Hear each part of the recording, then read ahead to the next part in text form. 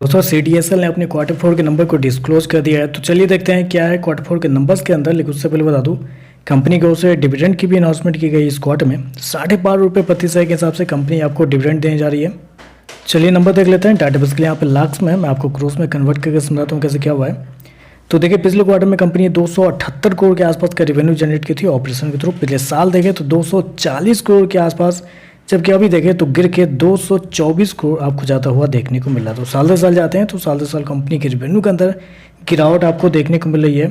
लगभग हो सकता है 6% के आसपास की गिरावट है कंपनी के रेवेन्यू के अंदर। जबकि क्वार्टरली बेस पे जाते हैं तो यहाँ एक बड़ी गिरावट आपको देखने को मिल रही है।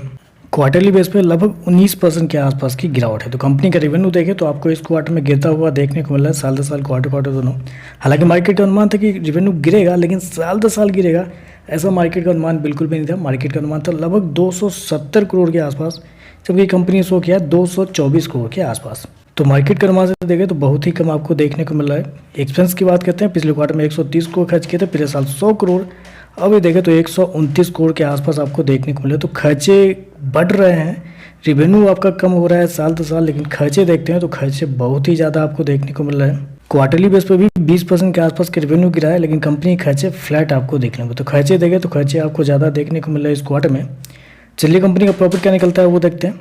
तो देखिए पिछले क्वार्टर में 130 करोड़ का प्रॉफिट था, पिछले साल भी 130 करोड़ के आसपास, जबकि अभी देखें तो गिर के 100 करोड़ आपको जाता हुआ देखने को मिला। तो साल दर साल जाते हैं तो साल दर साल कंपनी के प्रॉफिट के अंदर भी लगभग 22% के आसपास की गिरावट आपको देखने को मिले। क्वार्टरली बेस पे देखे तो वहाँ पे भी 22% के आसपास की गिरावट देखने को मिले। तो कंपनी के प्रॉफिट देखे बहुत अच्छे खासे तरीके से आपको गिरते हुए देखने को मिल रहा है।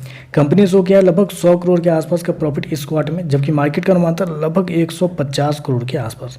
तो यहाँ पे देखें तो मार्केट के अनुमान से भी बहुत कम आपको देखने को मिल रहा है। मतलब रेवेन्यू और प्रॉफिट दोनों देखें तो इस क्वार्टर में आपको गिरते हुए देखने को मिल रहा है कंपनी की तरफ से। अगर कंपनी के मार्जिन की बात करते हैं तो पिछले साल कंपनी का मार्जिन लगभग 54% के आसपास था। पिछले क्वार्टर में कंपनी का मार्जिन 47% के आसपास था, जबकि अभी देखें तो गिर के लगभग 44% देखने को मिला। तो 10% के आसपास की गिरावट है कंपनी के मार्जिन के अंदर साल दर साल।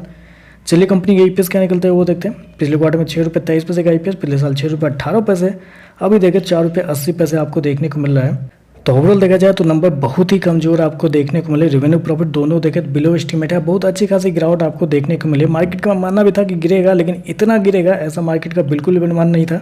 और एक इंटरेस्टिंग चीज़ मैं आपको बताना चाहूँगा, कैश का प्राइस अगर आप देखने के लिए जाते हैं तो 1328 की क्लोजिंग हुई है, जबकि फ्यूचर में अगर आप प्राइस देखने के लिए जाते हैं तो 1355 के आसपास की क्लोजिंग है। मतलब 2% के आसपास का डिफरेंस है कैश और फ्यूचर के प्राइस के अंदर। तो शायद किसी को लग रहा था कि कंपनी के नंबर अच्छे आएंगे, जिसकी वजह से उन्होंने लॉन्ग करके गए हैं।